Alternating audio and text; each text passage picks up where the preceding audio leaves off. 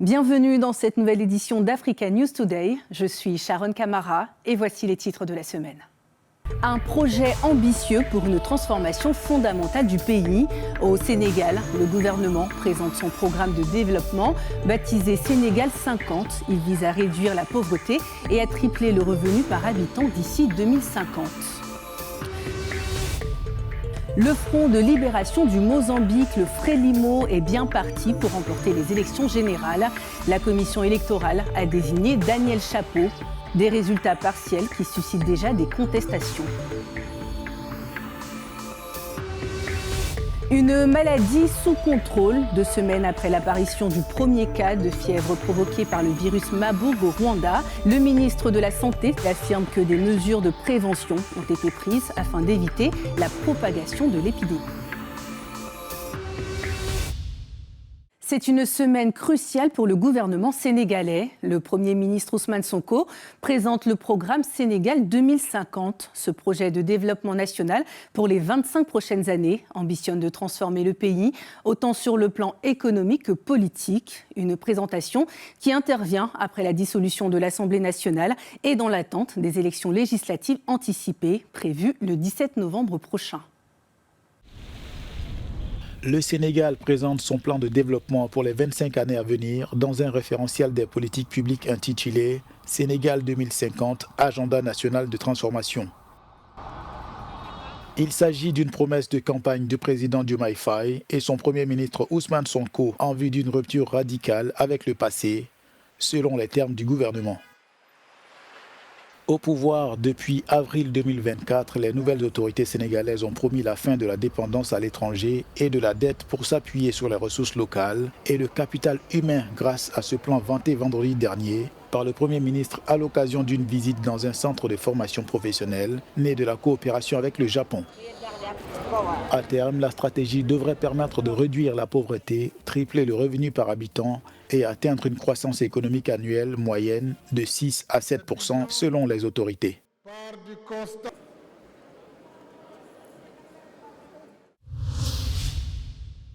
C'est le parti au pouvoir depuis l'indépendance du pays, il y a près de 50 ans. Le Frelimo est désigné grand favori des dernières élections générales au Mozambique.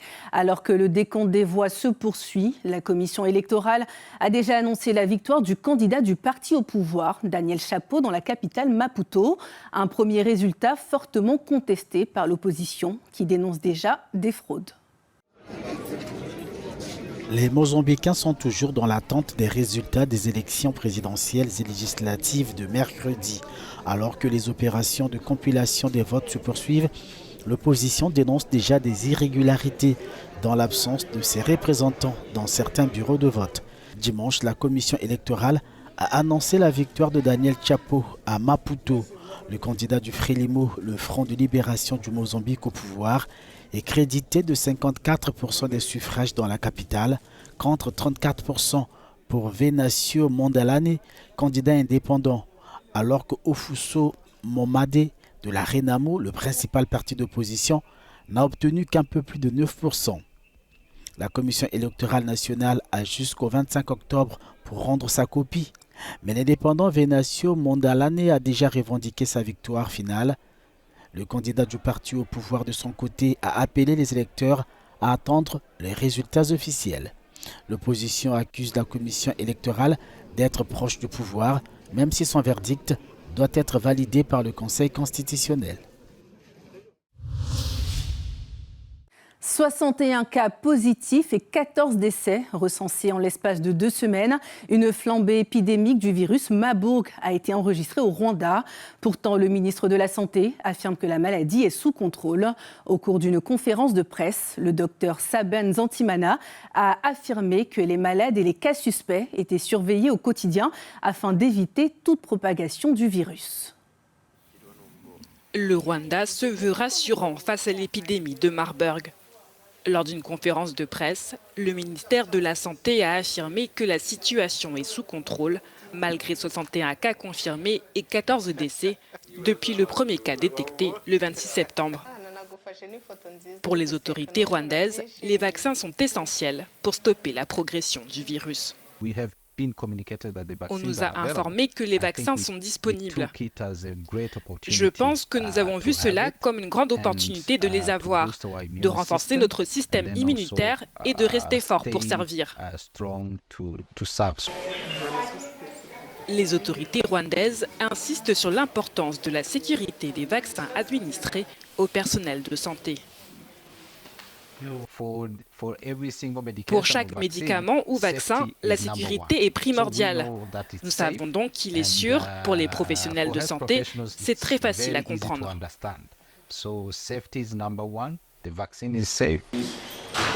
Les autorités surveillent étroitement les contacts des cas confirmés. Les cas recensés proviennent d'une bonne chaîne de transmission, ce qui limite la propagation. Je ne m'attends pas à grand-chose. J'ai vu des gens qui ont pris le vaccin hier et avant-hier et n'ont pas eu beaucoup de symptômes. Le ministre rwandais de la Santé a déclaré que l'épidémie reste sous contrôle, mais que la vigilance reste de mise.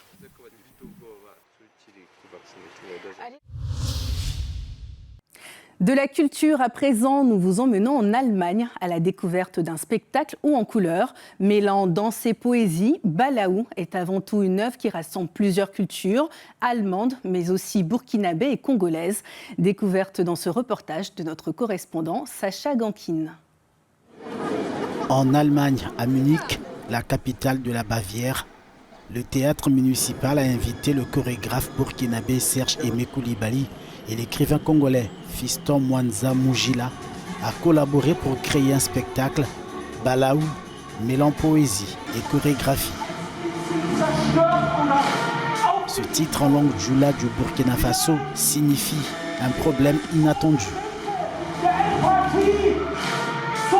Avec ce titre-là, je voulais travailler autour d'abord de la relation complexe qu'il y a entre l'Afrique et l'Europe. Il y a tous les sous-entendus, mais en même temps, je voulais travailler sur notre humanité globale, sur qu'est-ce qui fait que aujourd'hui, on est plus sensible à une chose et moins sensible à l'autre. Et qu'est-ce qui fait qu'un mort a plus de valeur que l'autre mort? Qu'est-ce qui fait qu'une guerre a plus de valeur que l'autre guerre?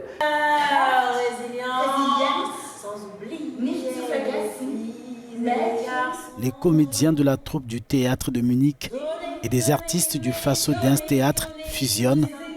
Ils dansent et récitent les textes de l'écrivain et dramaturge Fiston Mwanza Mujila. Résident et enseignant à Graz en Autriche depuis 2009, Fiston Mwanza Mujila est né et a grandi à Lubumbashi, à l'est de la RDC, une région qui influence profondément son écriture.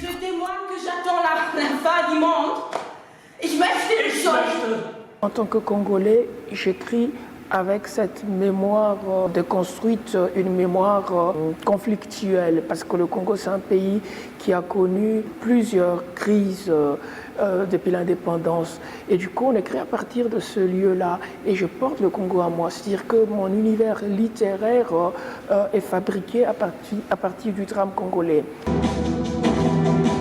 Le spectacle Balaou veut créer un pont entre l'Afrique et le public munichois. Et comme chaque semaine dans Africa News Today, voici l'agenda hebdomadaire avec quelques dates à retenir. 4e journée des phases de qualification pour la Coupe d'Afrique des Nations 2025. Pour chacun des 12 groupes, 2 matchs décisifs sont annoncés cette semaine. Après s'être imposée en match aller 4-1, la Côte d'Ivoire, championne en titre, affrontera à nouveau la Sierra Leone dans le groupe G.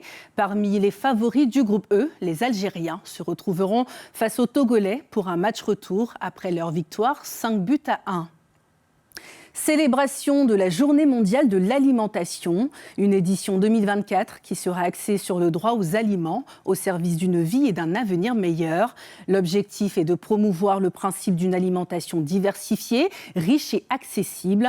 Une vision loin d'être évidente, alors que 2,8 milliards de personnes dans le monde ne peuvent se permettre un régime alimentaire sain et que plus de 3 millions d'enfants de moins de 5 ans meurent chaque année dans le monde pour cause de malnutrition. La migration au cœur des discussions européennes. À Bruxelles, les dirigeants de l'Union européenne se réuniront dans le cadre d'un conseil. Parmi les différents sujets abordés, le renforcement du contrôle des frontières extérieures de l'institution, l'augmentation et l'accélération des retours, sans oublier la lutte contre l'instrumentalisation des migrants et la traite des êtres humains. Des réflexions qui interviennent alors que plus de 300 000 migrants sont entrés irrégulièrement dans l'Union européenne en 2023. Un chiffre record, le plus élevé depuis 2016. C'est la fin d'Africa News Today. À la semaine prochaine pour une nouvelle édition. Pour plus d'informations, restez sur Africa News et africanews.com.